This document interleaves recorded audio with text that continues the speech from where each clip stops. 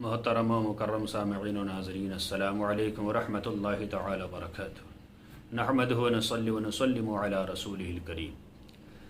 سائل نے سوال کیا ہے کہ حضرت دعوت ولیمہ کب تک ہے اور اس کا کرنا کیا ضروری ہے؟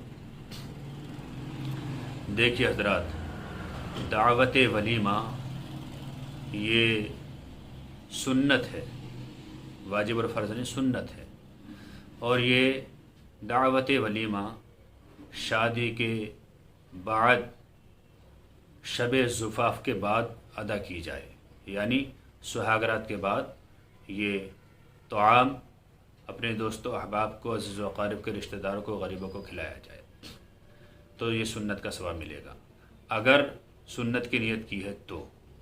اور اگر ریاکاری کی نیت ہے، دکھاوے کی نیت ہے، تو سنت کیا، فرض ہوں، واجبات ہوں، کچھ بھی ہو، دکھاوے میں کوئی چیز اللہ تعالیٰ قبول نہیں فرماتا، چاہے وہ نماز ہو، روزہ ہو، حج ہو، کچھ بھی ہو، چاہے زکوٰۃ وغیرہ، سنت کی نیت سے ہو تو یہ دعوت ولیمہ ہے۔ اور فتاوی عالمگیری شریف جلد 5 صفحہ نمبر 343 پر بھی یہی لکھا ہوا ہے کہ دعوت ولیمہ سہاگرات سے اگلے والے دن ہے یا اس سے اگلے والے دن ہے۔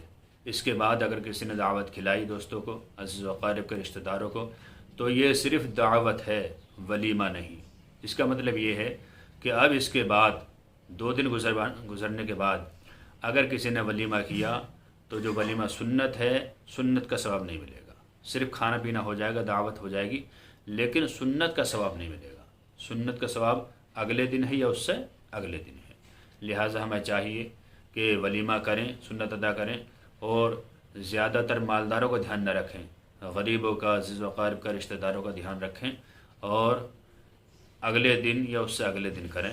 ریاکاری کا بالکل خیال ذہن میں نہ ہو، صرف اور صرف آقا علیہ الصلوۃ والسلام کی سنت کی ادائیگی مقصود ہو، تو انشاءاللہ اللہ تعالیٰ کی ذات سے امید ہے کہ یار و رشتہ دار بھی راضی رہیں گے اور سنت کا ثواب بھی مل جائے گا۔ اللہ تعالیٰ سے دعا ہے کہ اللہ تعالیٰ ہمیں صحیح مسائل شرعیہ سیکھتے رہنے کی توفیق عطا فرمائے۔ السلام علیکم ورحمۃ اللہ، واللہ تعالی عالم بالصواب۔